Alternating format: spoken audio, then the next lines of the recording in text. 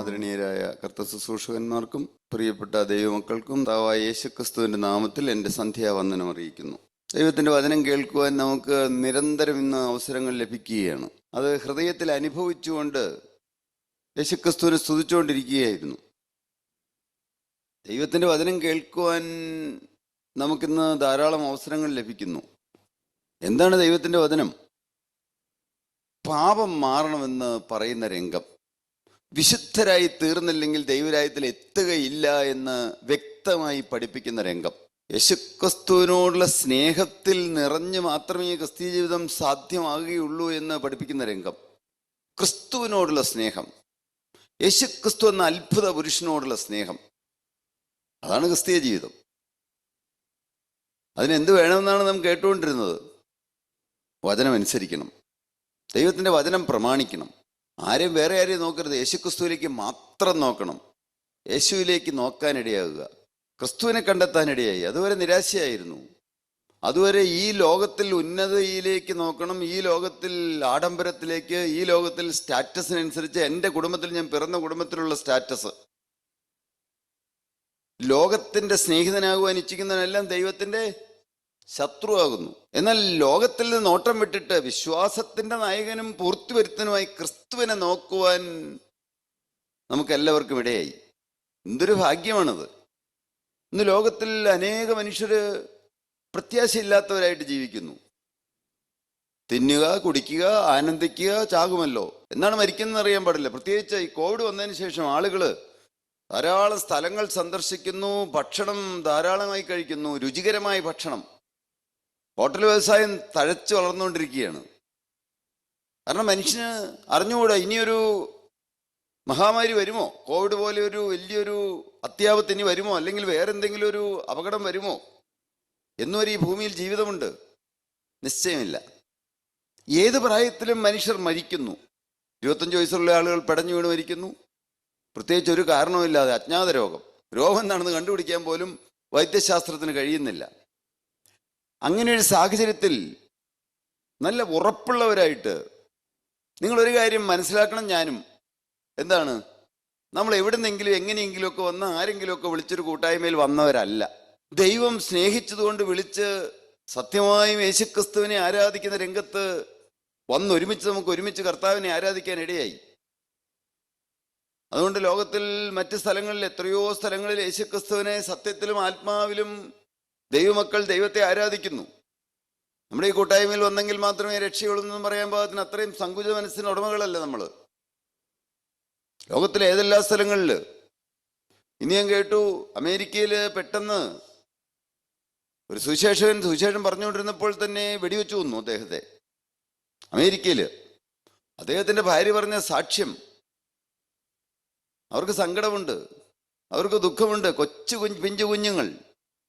എന്നാൽ അവർ പറയുകയാണ്, ഞാൻ എൻ്റെ ഭർത്താവ് തുടങ്ങി വെച്ച വേല, യേശുക്രിസ്തുവിൻ്റെ വേല ഞാൻ മരണത്തോളം ചെയ്യും, ഏറ്റവും ഊർജ്ജസ്വലതയോട് ചെയ്യും. സങ്കടമുണ്ട്, ദുഃഖമുണ്ട്.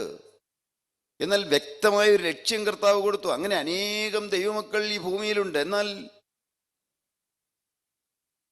വാസ്തവമായും ക്രിസ്തുവിനെ തിരിച്ചറിഞ്ഞ് എത്ര പേരുണ്ട്? ക്രിസ്തീയ കോളത്തിൽ കോടിക്കണക്കിന് മനുഷ്യരുണ്ടാകും. കാരണം 750 കോടി ജനങ്ങളിൽ കൂടുതലുണ്ട് ഇന്ന് ഈ ഭൂമണ്ഡലത്തിൽ. എന്നാൽ എത്ര പേര് പേരുകൊണ്ട് ക്രിസ്ത്യാനികളെന്നല്ല, എന്നാൽ വാസ്തവമായും ക്രിസ്തുവിനെ രുചിച്ചറിയുന്നവര്? അങ്ങനെ അറിയാൻ നമുക്കൊരു ഭാഗ്യം ലഭിച്ചു. അതൊരു ചെറിയ കാര്യമല്ല, വലിയൊരു കാര്യമാണ്. നാം എൻ്റെ ഈ ശബ്ദപരിധിയിൽ കേൾക്കുന്ന മുഴുവൻ ആളുകളും ഒരു കാര്യം ഓർക്കണം, ഞാനൊരു ഈ ഭൂമിയിലേക്ക് വെച്ച ഏറ്റവും വലിയ ഭാഗ്യശാലിയാണെന്ന്. എന്താണ് ഈ പറയുന്നത്? കേൾക്കുമ്പോൾ തോന്നും, എന്ത് ഭാഗ്യം! എനിക്ക് സ്വന്തമായി ഒരു 5 സെന്റ് ഭൂമി പോലുമില്ല, എനിക്കൊരു കിടപ്പാടമില്ല, വാടക കൊടുക്കാൻ തന്നെ വളരെ ഞെരുങ്ങിയാണ് വാടക കൊടുക്കുന്നത്. അല്ലെങ്കിൽ വിവിധതരം രോഗങ്ങൾ, വിവിധ സങ്കട വിഷയങ്ങൾ, കുഞ്ഞുങ്ങളുടെ കാര്യം ഓർത്ത് സങ്കടം, സാമ്പത്തികമായി ഞെരുക്കങ്ങൾ. എന്തെല്ലാം മരുന്ന് മേടിക്കാൻ, മെഡിസിൻ മേടിക്കാൻ കൃത്യമായി പൈസയില്ല. കുഞ്ഞുങ്ങൾ ഒന്നും പഠിക്കില്ലാത്ത കുഞ്ഞുങ്ങൾ, ഉത്തരവാദിത്വ ബോധമില്ലാത്ത കുഞ്ഞുങ്ങളുടെ വിവാഹത്തെ പറ്റിയുള്ള ആശങ്ക, അവര് കുത്തഴിഞ്ഞ ജീവിതം നയിക്കുന്നുള്ള വേദന, സങ്കടം എല്ലാം ഉള്ളപ്പോഴും പ്രിയപ്പെട്ടവരെ, നാം ഒരു സത്യം തിരിച്ചറിയണം. നിങ്ങൾ ചെവി തുറന്ന് കണ്ണു തുറന്ന് നിങ്ങൾ മനസ്സിലാക്കണം, കേൾക്കണം. എന്താണ്? ജീവനുള്ള ദൈവത്തിന്റെ വചനം കേൾക്കുവാൻ, വചനം വായിക്കുവാൻ, അത് മനസ്സിലാക്കുവാൻ, അതിൽ നിന്ന് ഗ്രഹിക്കുവാൻ ഇടയാകുന്നത് ഏറ്റവും വലിയ മഹാഭാഗ്യമാണ്. ഏത് സമയത്ത് ഈ ഭൂമിയിൽ നിന്ന് മാറ്റപ്പെട്ടാലും ദൈവരാജ്യത്തിൽ എത്തുമെന്നുള്ള ഉറപ്പ് പ്രാപിക്കുക. അത് കർത്താവ് തരും.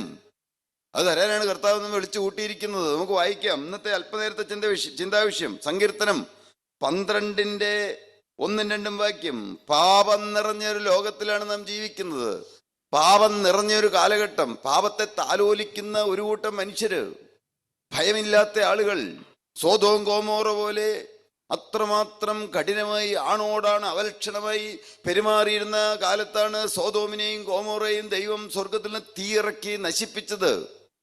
ഞാൻ കണ്ടിട്ടുണ്ട്. 2300 അടി സമുദ്രനിരപ്പിൽ നിന്നും ഉയരത്തിലാണ് സോദോം ഗോമോറ പട്ടണം. എന്നാൽ ആ പട്ടണത്തെ കത്തിച്ച് ചാമ്പലാക്കി, തീയും ഗന്ധകവും സ്വർഗത്തിൽ നിന്നിറങ്ങി. അത്രമാത്രം അഴുക്ക് നടമാടിയിരുന്ന കാലം. ഇന്നും ഏതാണ്ട് അതിനോട് തുല്യമായ കാലം തന്നെയാണ്. അന്ന് ആണോടാണ് അവലക്ഷണമായി പെരുമാറിയിരുന്നു. എന്നാൽ ഇന്നോ പല പള്ളികളും പല ചർച്ചുകളും പല പുരാതന സഭകളെന്ന് അവകാശപ്പെടുന്നവരും ഇന്ന് ആണും തമ്മിൽ വിവാഹം നടത്തിക്കൊടുക്കും പള്ളിയിൽ വെച്ച്. അത് നിയമപരമാക്കി കഴിഞ്ഞു. പ്രിയപ്പെട്ടവരെ, എത്രമാത്രം ഒരു അധപ്പതിച്ച കാലഘട്ടത്തിലാണ് നാം ജീവിക്കുന്നത്. ഒരു സെക്സ് സാച്ചുറേറ്റഡ് ആയിട്ടുള്ള സമൂഹം. എവിടെ തിരിഞ്ഞാലും അഴുക്ക്, എവിടെ തിരിഞ്ഞാലും അശുദ്ധി. ഒരു കാലത്ത് അങ്ങ് യൂറോപ്യൻ സംസ്കാരം, ജർമ്മനിയിലും ഇറ്റലിയിലും മറ്റ് യൂറോപ്യൻ രാജ്യങ്ങളിലും ഒരു 15-16 വയസ്സായി കഴിഞ്ഞു കഴിഞ്ഞാൽ ബോയ് ഫ്രണ്ട് ഗേൾ ഫ്രണ്ട് ഇല്ലാത്ത കുടുംബങ്ങളില്ലായിരുന്നു. അമേരിക്കയിലും മറ്റ് ഡെവലപ്ഡ് കൺട്രീസിലും. ഇന്ന് നമ്മുടെ നാട്ടിലും മെട്രോപൊളിറ്റൻ സിറ്റികളിൽ ലിവ് ടുഗദർ, രണ്ടുപേരും ഒരുമിച്ച് താമസിക്കുകയാണ്.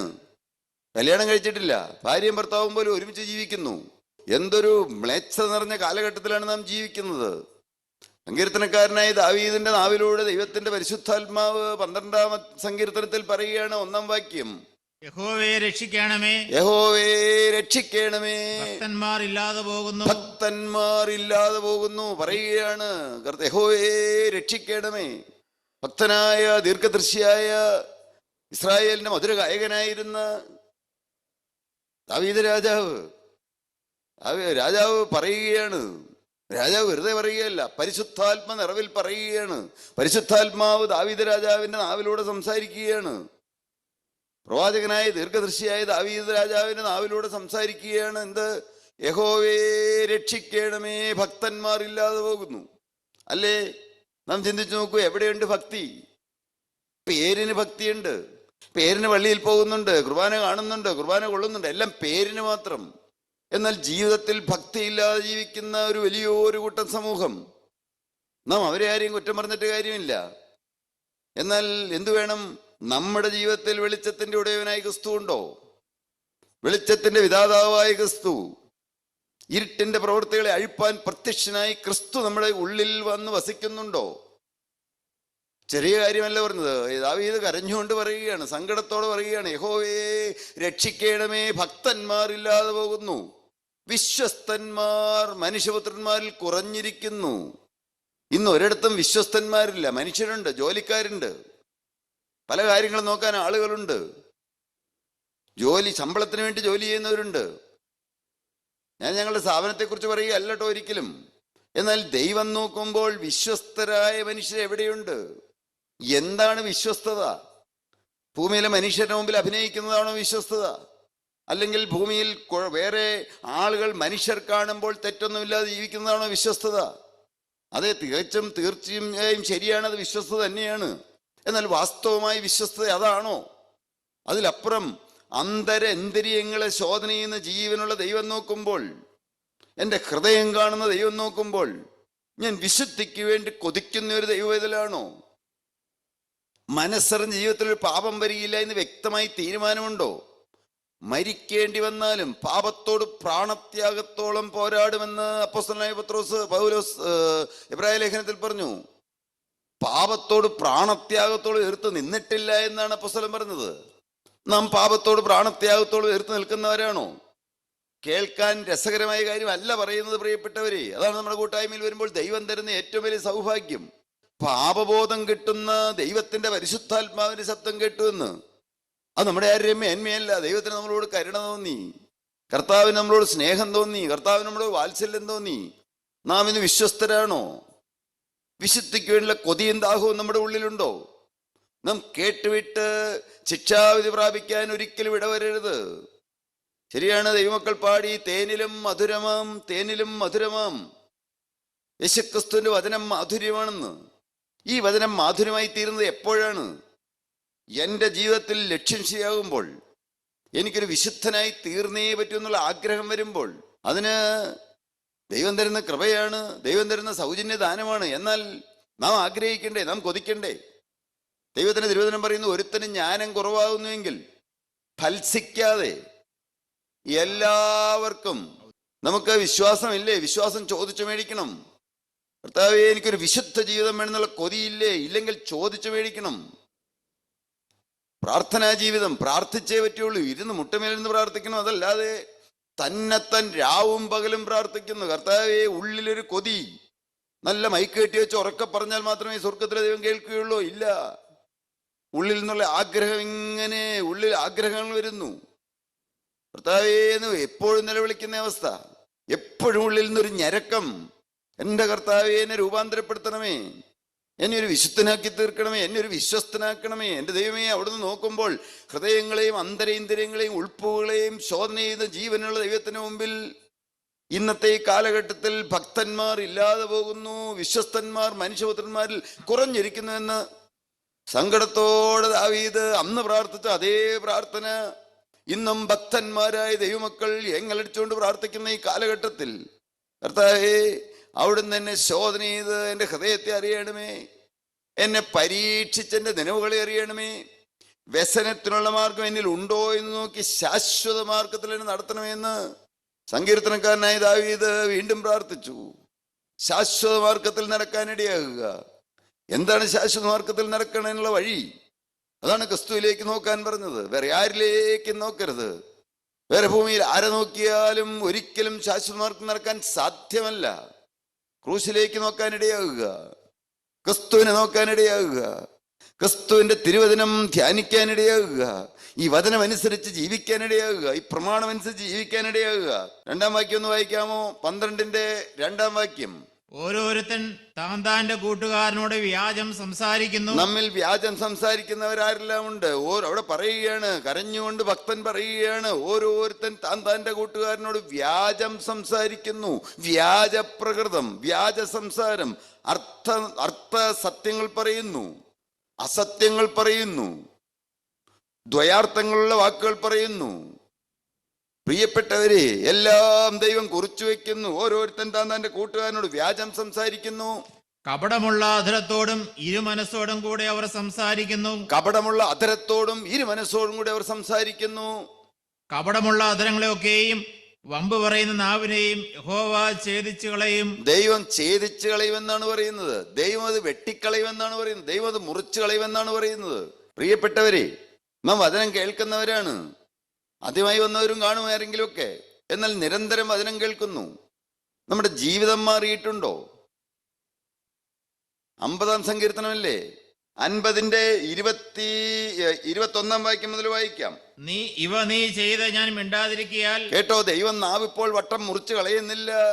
എന്നാൽ ദൈവത്തിന്റെ തിരുവചനം പറയുകയാണ്, ഇവ നീ ചെയ്തു, ഈ പറഞ്ഞ കാര്യങ്ങളെല്ലാം നീ ചെയ്തു, നിനക്ക് തോന്നിയ പോലെ നീ ചെയ്തു. നീ കള്ളം പറഞ്ഞു, നീ അരുതാത്ത കാര്യങ്ങൾ ഉള്ളിൽ നിരൂപിച്ചു, നിനക്ക് തോന്നിയതുപോലെ പലതും ചെയ്തു, തോന്നിയതുപോലെ സംസാരിച്ചു, ഭാര്യയെ കുത്തി മുറിവേൽപ്പിച്ചു, അങ്ങനെ മുറിവേൽപ്പിക്കുന്ന വാക്കുകൾ പറഞ്ഞു, നീ അർത്ഥസത്യങ്ങൾ പറഞ്ഞു, ആരുടെയെങ്കിലും കണ്ണിൽ പൊടിയിടാൻ വേണ്ടി ചില വാക്കുകൾ പറഞ്ഞു, നീ അരുതാത്ത ഹൃദയത്തിൽ ആഗ്രഹിച്ചു, നീ അരുതാത്ത ഹൃദയത്തിൽ നിരൂപിച്ചു, നീ പലതും പലതും നിന്റെ കണ്ണുകൊണ്ട് നോക്കിക്കണ്ടു, മനുഷ്യരും കണ്ടില്ല. രഹസ്യത്തിൽ പലതും പലതും നീ യൂട്യൂബിൽ നോക്കിക്കണ്ടു. പ്രിയപ്പെട്ട മകനെ, എന്താണ് പറയുന്നത്? ജീവനുള്ള ദൈവം പറയുകയാണ്, ഇവ നീ ചെയ്തു. ഞാൻ മിണ്ടാതിരിക്കിയാൽ ഞാൻ തൽക്കാലം ഒന്നും മിണ്ടിയില്ല, ഞാനൊന്നും സംസാരിച്ചില്ല, ഞാൻ നിന്റെ നാവ് മുറിച്ചു കളഞ്ഞില്ല, അല്ലെങ്കിൽ നിന്നേക്ക് ഞാൻ അപകടം വരുത്തിയില്ല, നിനക്ക് അത്യാഹിതത്തിന് നിന്നെ ഞാൻ വിട്ടുകൊടുത്തില്ല. ഇവ നീ ചെയ്തു, ഞാൻ മിണ്ടാതിരിക്കിയാൽ ഞാൻ നിന്നെ പോലെയുള്ളവനെന്ന് നീ നിരൂപിച്ചു. ഇതൊക്കെ സാധാരണക്കാരെല്ലാം ചെയ്യുന്നതാണ്. ഈ വചനം പറയുന്ന ദൈവമക്കളും മറ്റാളുകളും എല്ലാം ചെയ്യുന്നതാണ്. അതുകൊണ്ട് ഇതിന്മേലൊന്നും ജയം സാധ്യമല്ല എന്ന് പറഞ്ഞുകൊണ്ട് നീ ഇരുന്നാൽ ദൈവം എന്ത് ചെയ്യുമെന്നാണ് പറഞ്ഞു വരുന്നത്. എന്നാൽ ഞാൻ നിന്നെ ശാസിച്ച നിന്റെ കണ്ണിന് മുൻപിൽ അവയെ നിരത്തിവെക്കും. ദൈവത്തെ മറക്കുന്നവരെ ഇത് ഓർത്തുകൊള്ളുവീൻ. കേട്ടോ, എല്ലാം വ്യക്തമായി കണ്ണിന്റെ മുമ്പിൽ വരച്ചു വെക്കുമെന്നാണ് ദൈവം പറയുന്നത്. എല്ലാം എഴുതി വെച്ചിരിക്കുന്നു. യഹൂദയുടെ പാപം ഇരുമ്പെഴുത്താണി കൊണ്ട് എഴുതി വെച്ചിരിക്കുന്നതാണ് പറഞ്ഞത്. വജ്രത്തിന്റെ മുന കൊണ്ട് എഴുതുന്നു. ഇരുമ്പെഴുത്താണി കൊണ്ട് എഴുതുന്ന ഒരു ദൈവമുണ്ട്, വജ്രത്തിന്റെ മുന കൊണ്ട് എഴുതുന്ന ഒരു ദൈവമുണ്ട്. എല്ലാം ദൈവം വരച്ചു വെച്ചിരിക്കുകയാണ്. എല്ലാം നിന്റെ കണ്ണിന് മുമ്പിൽ അവര് നിരത്തി വെക്കും. പിന്നെ ദൈവത്തെ മറക്കുന്നവരെ ഇത് ഓർത്തുകൊള്ളുവീൻ. മറക്കരുത്, കേട്ടില്ല എന്നാരും പറയരുത്. ദൈവത്തെ മറക്കുന്നവരെ ഇത് ഓർത്തുകൊള്ളുവിൻ, അല്ലെങ്കിൽ ഞാൻ നിങ്ങളെ കീറിക്കളയും. ദൈവം പറയുകയാണ്, അല്ലെങ്കിൽ ഞാൻ നിങ്ങളെ കീറിക്കളയും, ഞാൻ നിങ്ങളെ മുറിച്ചു കളയും, ഞാൻ നിങ്ങളെ കത്തിരിച്ചു കളയും, നിങ്ങളെ ഞാൻ നുറുക്കിക്കളയും. വിടുവിപ്പാൻ ആരും ഉണ്ടാകുകയുമില്ല. ജീവനുള്ള ദൈവത്തിന്റെ കയ്യിൽ നിന്ന് ആർക്കും നമ്മെ വിടുവിപ്പാൻ കഴിയുകയില്ല. എന്താണ് പറഞ്ഞതിന്റെ അർത്ഥം? പ്രിയപ്പെട്ടവരെ, നാം ഭയത്തോടും വിറയലോടും കൂടെ ജീവിക്കേണ്ടതാണ്. പത്രോസ് അപ്പോസ്തലൻ പറഞ്ഞു, നീതിമാൻ പ്രയാസേന രക്ഷ പ്രാപിക്കുന്നുവെങ്കിൽ. എന്താണ് ആ വാക്കിന്റെ അർത്ഥം? ഒരു വിശുദ്ധൻ, ഒരു സെയിന്റ്, നീതിമാൻ പ്രയാസേന രക്ഷ പ്രാപിക്കുന്നുവെങ്കിൽ അഭക്തന്റെയും പാപിയുടെയും ഗതി എന്ത്? നാം ഇന്നും ഭക്തന്മാരില്ലാതെ പോകുന്ന ഈ കാലഘട്ടത്തിൽ നാം ഭക്തിയോടെ ജീവിക്കുന്നവരാണോ? ഭക്തി അഭിനയിക്കുന്നവരാകരുത്. ജീവനുള്ള ദൈവം എന്നെ നോക്കുമ്പോൾ, നമ്മെ ഓരോരുത്തരെയും നോക്കുമ്പോൾ ഭക്തിയുടെ മാർഗത്തിലാണ് നടക്കുന്നതെന്ന് പറഞ്ഞിട്ട് കാര്യമില്ല. ഭക്തി അഭിനയിച്ചിട്ട് കാര്യമില്ല. യഥാർത്ഥ ഭക്തരായിട്ടാണോ നാം ജീവിക്കുന്നത്? വിശ്വസ്തന്മാരില്ലാത്ത ഈ കാലഘട്ടത്തിൽ യഥാർത്ഥ വിശ്വസ്തന്മാരായിട്ടാണോ ജീവിക്കുന്നത്? പ്രിയപ്പെട്ടവരെ, 53 യെശയ്യാ പ്രവാചകന്റെ പുസ്തകം 53 അധ്യായം 3 വാക്യത്തിൽ പറയുകയാണ്, എല്ലാവരും പിൻവാങ്ങി ഒരുപോലെ കൊള്ളരുതാത്തരായി തീർന്നിരിക്കുന്നു എന്ന്.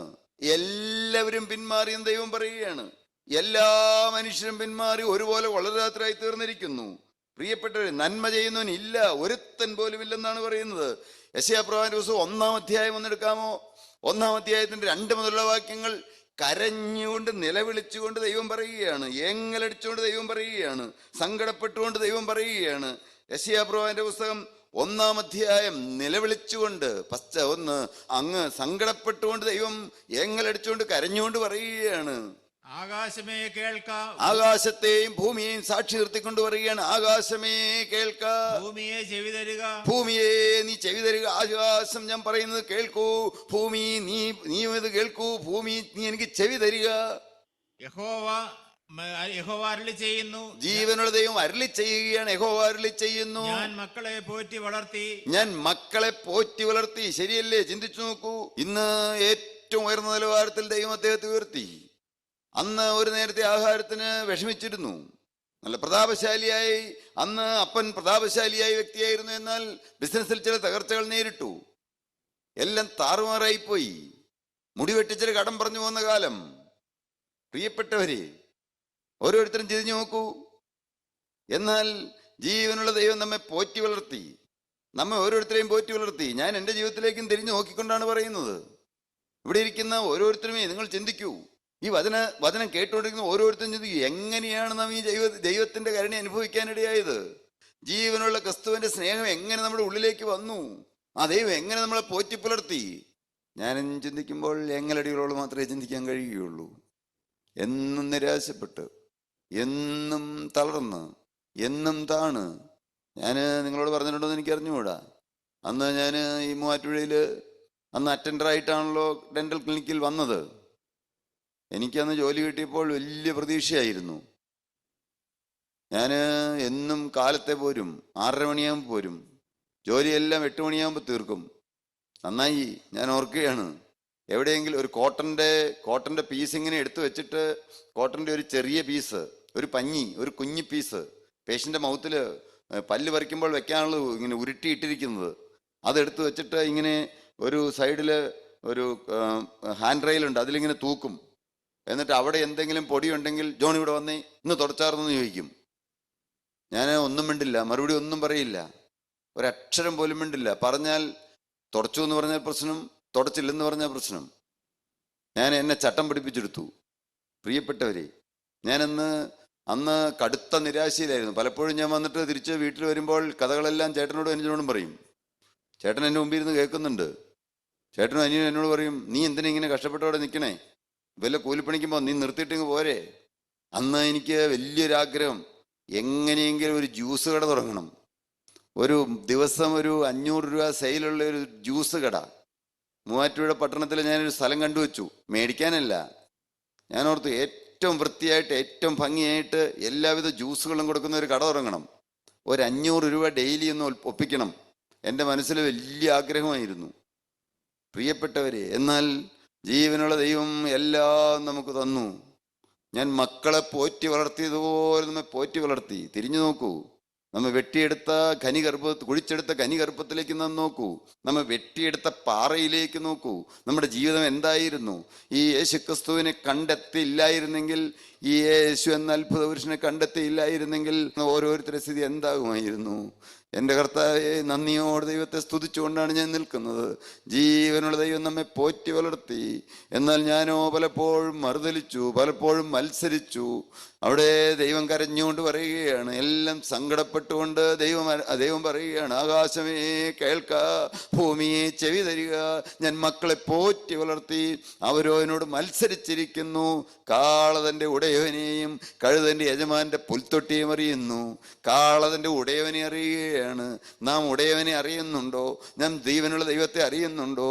ആരാണ് നമ്മെ ഇതുവരെയും പോറ്റിപ്പുലർത്തി കൊണ്ടുവന്ന് നടന്നത്? എങ്ങനെയാണ് നാം എത്തിയത്?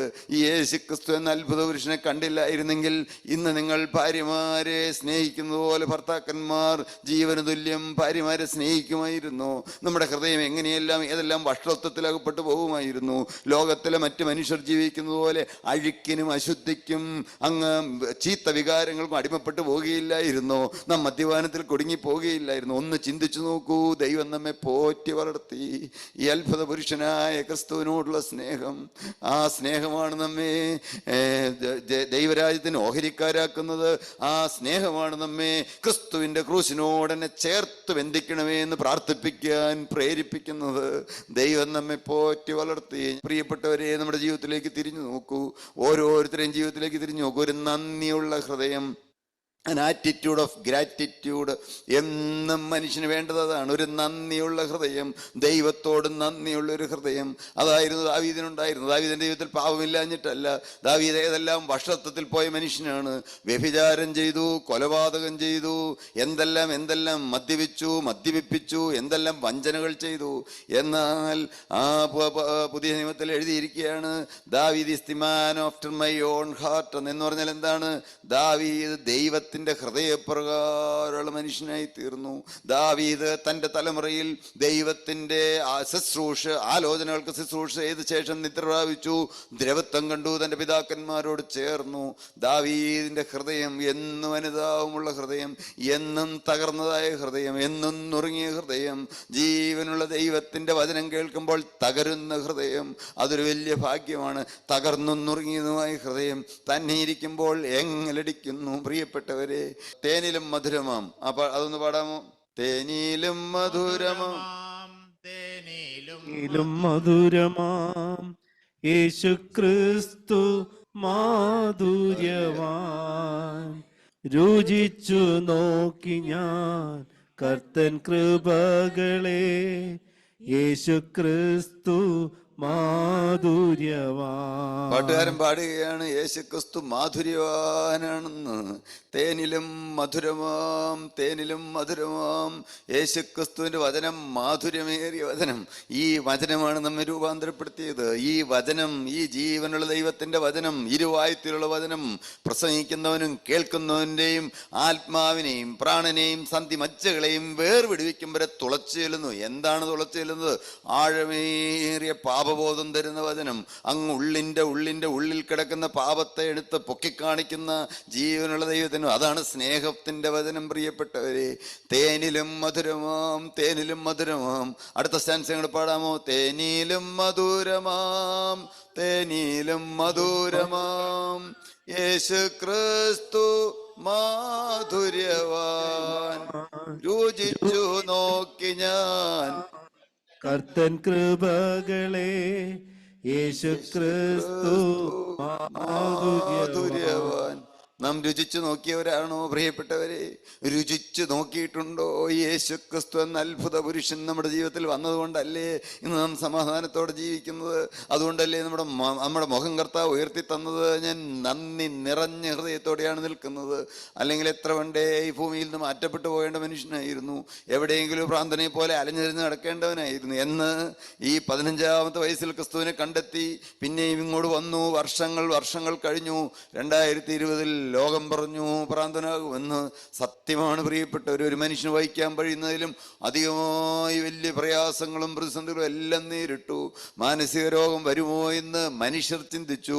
ഞാൻ അങ്ങനെ ചിന്തിച്ചില്ലെങ്കിലും ദൈവമേ എന്തായിത്തീരുമെന്ന് ഏങ്ങലടിച്ച ദിവസങ്ങൾ, ഞാൻ വാവിട്ട് പൊട്ടിക്കരഞ്ഞതായ ദിവസങ്ങൾ.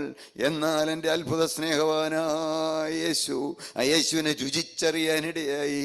യഹോവ നല്ലവനെന്ന് രുചിച്ചറിയുവിൻ, അവനെ ശരണം പ്രാപിക്കുന്ന പുരുഷൻ ഭാഗ്യവാൻ. ഞാൻ ശരണം പ്രാപിച്ചു ചെന്നതല്ല. അല്ല പ്രിയപ്പെട്ടവരെ, നാം ആരെങ്കിലും ശരണം പ്രാപിച്ച് അന്വേഷിച്ചിറങ്ങിയവരാണോ?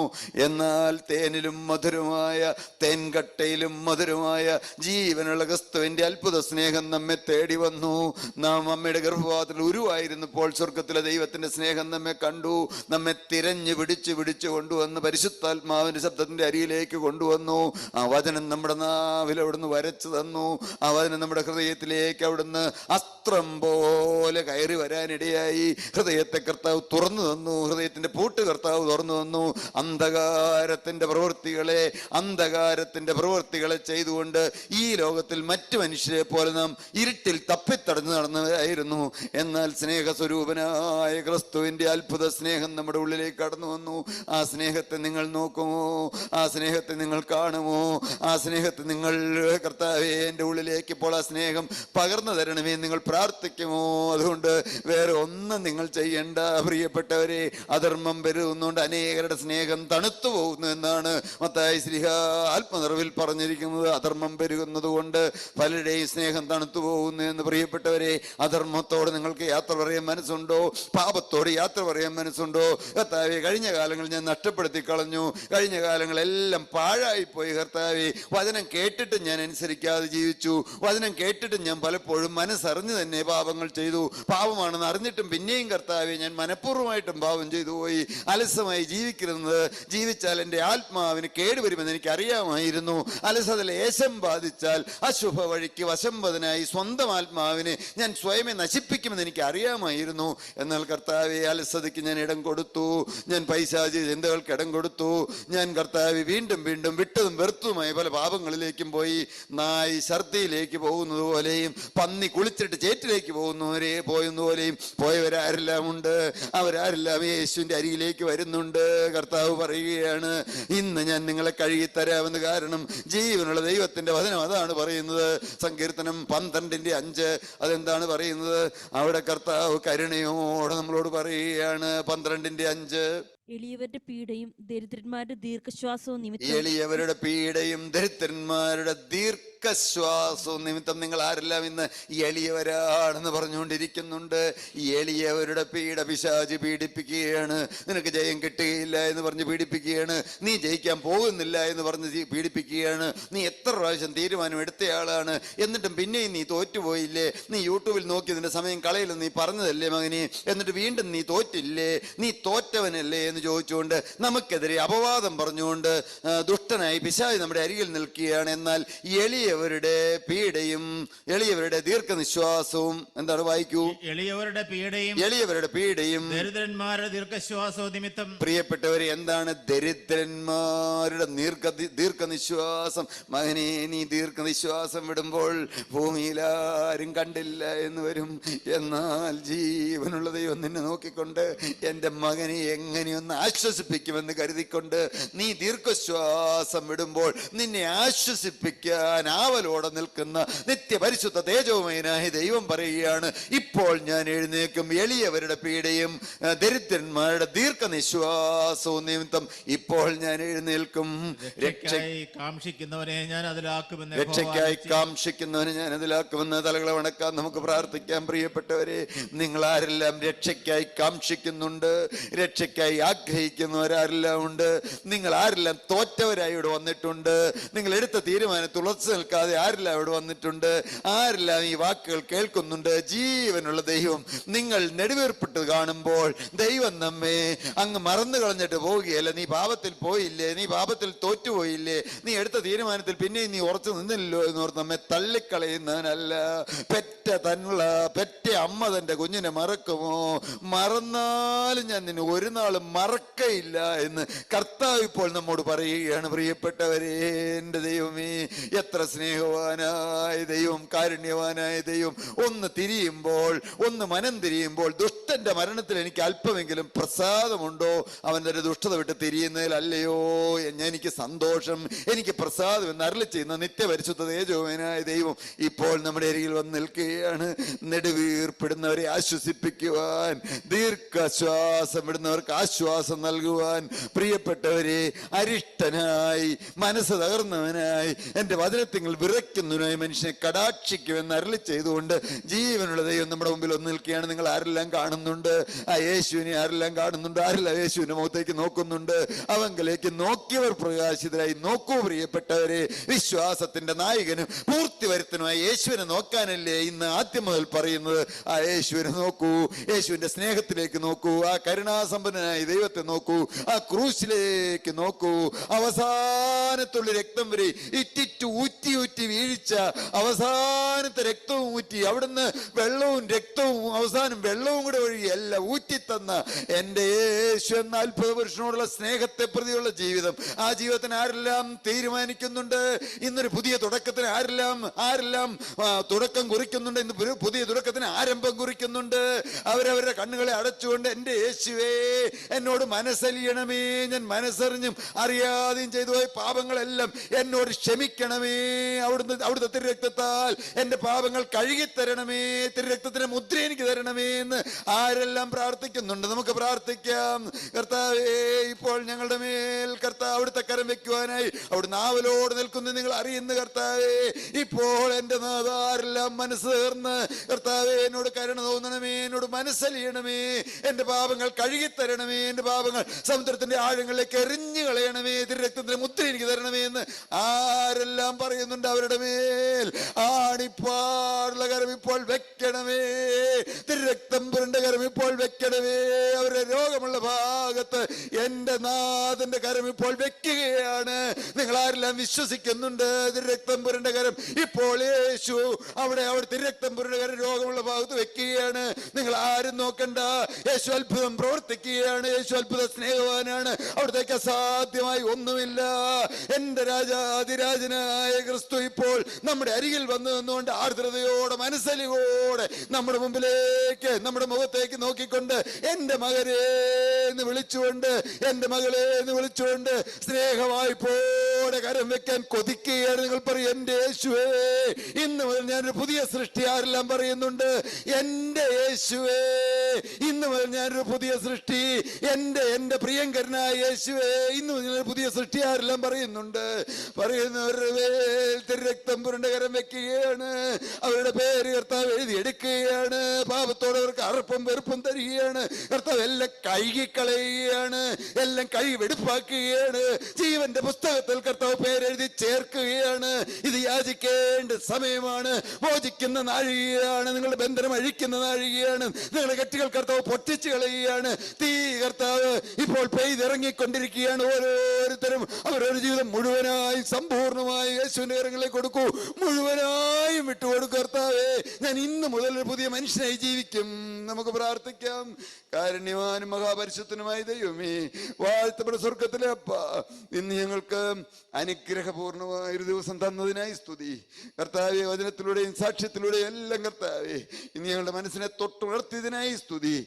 രോഗികളുടെ മേൽ അവിടുത്തെ കരം വെച്ചതിനായി സ്തുതി. വിശ്വസിക്കുന്നവരുടെ രോഗം അവിടുന്ന് മാറ്റിയതിനായി സ്തുതി. അന്ധകാര ശക്തി അവിടുന്ന് ഫലിച്ച് അകറ്റിയതിനായി സ്തുതി. എല്ലാം യേശുവിൻ നാമത്തിൽ പ്രാർത്ഥിക്കുന്നു, കേൾക്കണമേ.